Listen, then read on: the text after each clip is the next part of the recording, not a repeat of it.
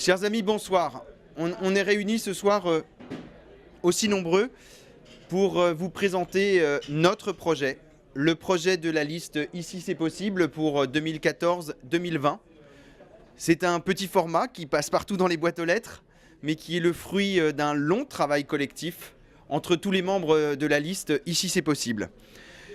Pour présenter ce projet, je veux d'abord vous parler de la méthode qui a servi à l'élaborer. C'est une méthode originale. Elle est fondée sur l'écoute dans la ville. L'écoute au cours de nombreux porte-à-porte. Nous avons fait, je crois, à ce soir, plus de 5000 portes.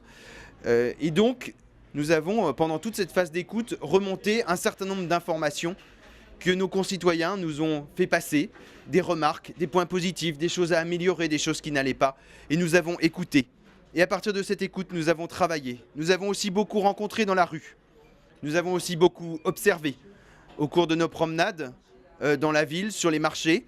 Nous avons relevé un certain nombre de choses qui nous donnent une analyse précieuse de notre ville. Je l'ai dit, ce travail est un travail collectif. Pendant plusieurs mois, un certain nombre de nos colistiers ont travaillé, chacun dans des groupes, pour préparer les mesures de ce projet, pour les confronter à la réalité, pour les budgéter aussi, pour qu'elles soient crédibles. Et nous n'avons retenu que ce qui était réaliste, que ce que nous pouvions faire. Nous ne sommes pas dans l'incantation, nous sommes dans des propositions qui sont étayées, consolidées, qui ont été vérifiées par l'ensemble des acteurs de la liste et validées par le comité qui travaille autour de moi dans la direction de campagne. Donc je veux d'abord dire un grand merci à tous ceux qui ont travaillé et contribué sur ce projet.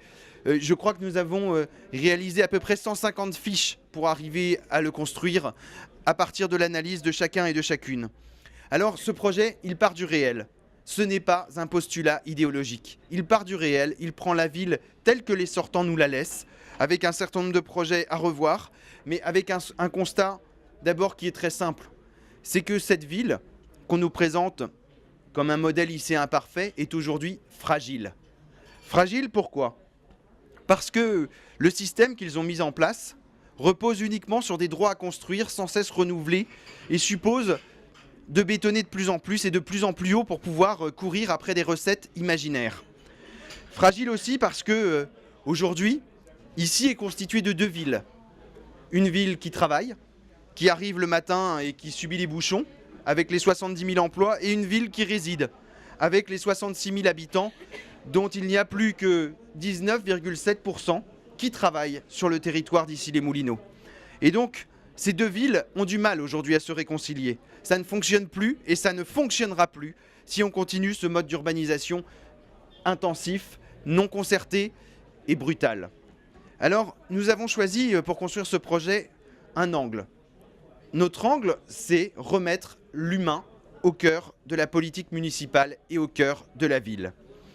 C'est-à-dire qu'il faut relier les quartiers entre eux, donner du sens à la ville. Vous aimez tous vos quartiers, mais vous avez du mal à comprendre comment Issy-les-Moulineaux peut être une ville unie et comment ces petits morceaux de puzzle qui ont été urbanisés très vite et séparément les uns des autres peuvent globalement faire sens et se retrouver.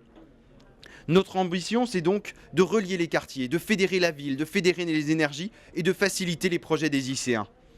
Pour cela, il faut clairement remettre un coup de balancier du côté des ICéens et arrêter de se préoccuper sans cesse, comme le font les sortants, uniquement de l'immobilier d'entreprise.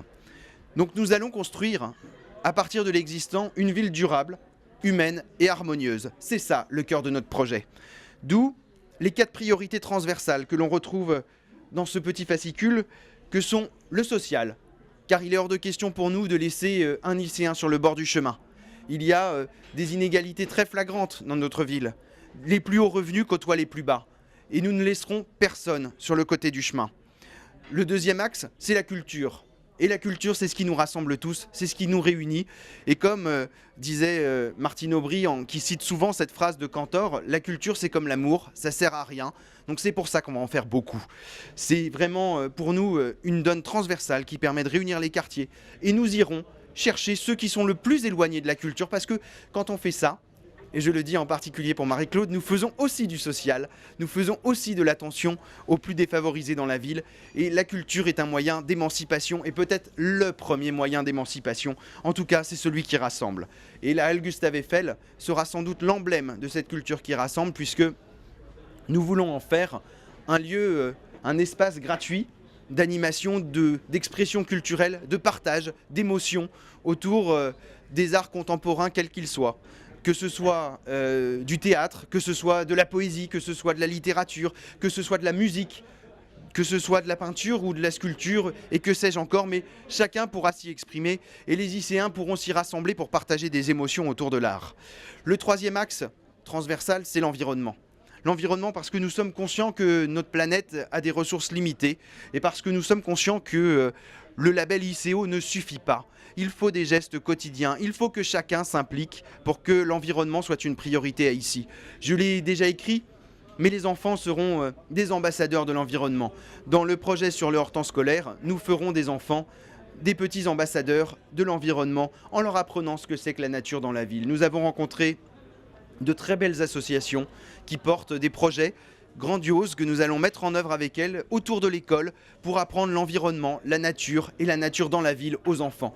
Et ça, c'est un premier pas pour améliorer notre monde. Quatrième axe, le numérique, parce qu'ici a été une ville pionnière. Une ville pionnière et pourtant elle s'est endormie sur ses lauriers et aujourd'hui beaucoup des réalisations ne sont que de l'affichage. On commence à peine à faire de l'open data alors qu'ici était une des premières à découvrir l'open data. Les grandes entreprises qui sont sur cette ville ne sont pas forcément reliées dans un réseau. Il n'y a pas un écosystème global qui permette, à partir des grandes entreprises du numérique, de faire émerger des startups, de faire émerger des PME et de créer une dynamique qui non pas importe de l'emploi, mais qui le crée à partir des projets portés par les lycéens. Et c'est ça notre ambition.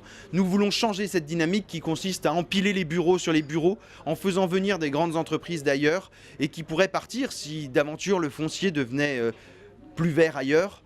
Nous souhaitons, à partir de ce substrat, à partir de ce terreau fertile qu'il y a sur ici les Moulineaux, développer encore des emplois à partir des projets que portent les lycéens. C'est ça notre ambition pour la ville. Notre projet, il se construit ensuite en 4 parties. Une partie pour s'épanouir, parce que c'est ça aussi la politique aujourd'hui, et c'est vous permettre, quels que soient vos âges, de trouver votre place dans la ville, de vous faire une place, que vous soyez enfant, que vous soyez adulte, que vous soyez âgé. Et les services municipaux contribueront à ça. Mais nous le ferons aussi parce que nous allons instaurer une démocratie exemplaire. Je l'ai dit, certains sont attachés au retour du vote papier, ça fait partie du projet. La démocratie locale sera revivifiée. Les conseils de quartier joueront un nouveau rôle avec des budgets participatifs, avec de la concertation. Plus aucun projet d'urbanisme ne se fera sans concertation préalable. On ne peut pas arriver à des enquêtes publiques sans que le travail ait été fait auparavant pour trouver une forme de consensus sur les projets qui plaisent à l'ensemble des habitants. C'est ce qui malheureusement a conduit au désastre des tours du pont d'ici et à cette incompréhension entre les sortants et la population sur le détournement des vols des hélicoptères au-dessus du centre-ville. Le deuxième axe, c'est vivre ici. Parce qu'aujourd'hui, beaucoup d'entre vous dorment à ici, mais se lèvent le matin et partent. Et vous avez besoin, vous nous l'avez demandé, de vivre à Issy-les-Moulineaux et de pouvoir profiter de cette ville. C'est ce que nous vous proposons. Le troisième axe, c'est bouger. Dans bouger, il y a la culture, il y a le sport, il y a toutes ces choses qui font que dans vos loisirs, vous pouvez vous occuper sur la ville d'Issy-les-Moulineaux et vous pouvez trouver tout ce qui vous manque aujourd'hui en matière de commerce. Donc nous allons vous proposer un programme très ambitieux. Le dernier axe, c'est respirer. Respirer parce que notre ville est aujourd'hui congestionnée par les bureaux. Et donc nous allons travailler à un urbanisme beaucoup plus doux, beaucoup plus durable aussi, qui soit pensé sur un horizon au-delà de 25 ans, mais qui pense la ville sur le long terme. Et donc nous allons refaire effectivement, puisque c'est ce que nous avons entendu dans la ville, un grand plan de déplacement urbain avec une grande enquête et une grande concertation auparavant, car celui qui gère ici les Moulineaux aujourd'hui est complètement obsolète. Le plan de circulation est complètement congestionné, il y a des bouchons tout le temps et il y a une très forte demande, pas seulement des entreprises, mais aussi des citoyens, pour que nous trouvions des solutions. Et nous ne pouvons pas les trouver si nous ne travaillons pas ensemble. Donc ce travail, nous le ferons avec la population, avec les entreprises, avec les associations. Chacun pourra s'exprimer dans ce cadre-là.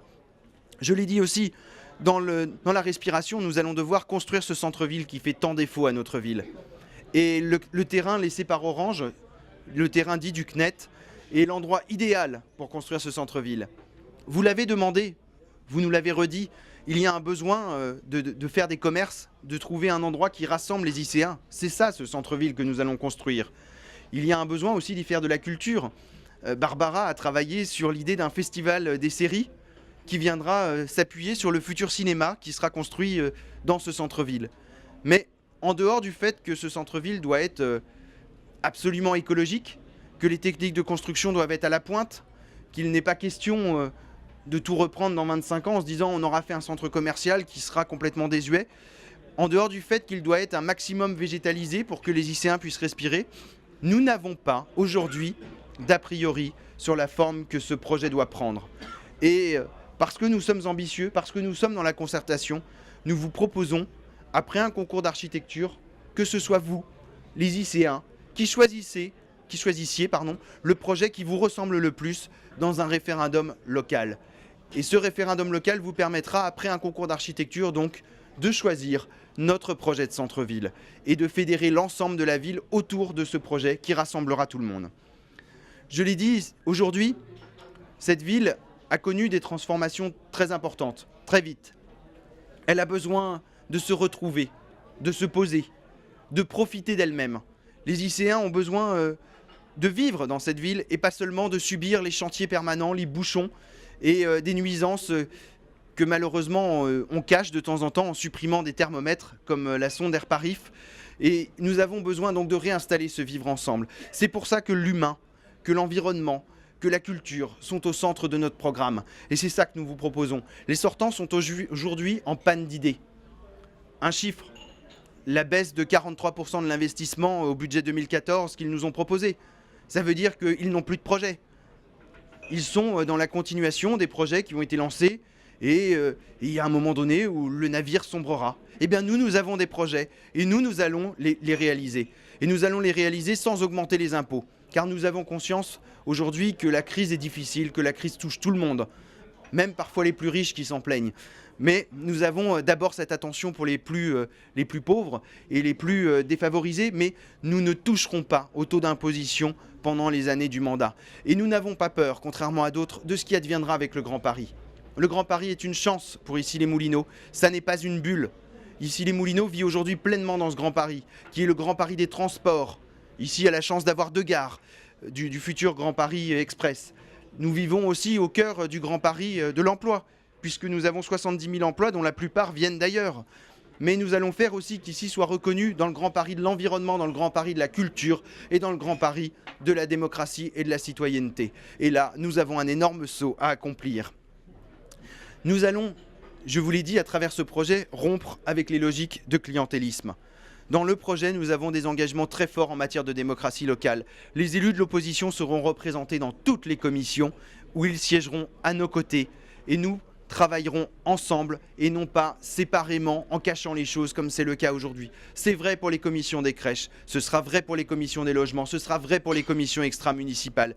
Nous n'avons rien à cacher, nous n'avons pas peur du débat et nous n'avons pas peur d'offrir aux lycéens une ville qui respire, qui n'est pas repliée sur elle-même et qui fait un véritable saut générationnel dans la gouvernance et qui propose aussi, je dois le dire, de résoudre cette crise de la démocratie qui affecte tant la France et les pays européens aujourd'hui. Nous sommes ambitieux, nous sommes aujourd'hui à la pointe pour renouveler cette démocratie parce que nous avons confiance dans le vivre ensemble et effectivement dans le fait que la République est une belle chose. Alors, dans ce que nous allons faire, nous allons effectivement prendre chacun en considération, nous allons recréer ce lien qui fait tant défaut aujourd'hui et nous allons faire en sorte que, ici, ce soit possible. Merci.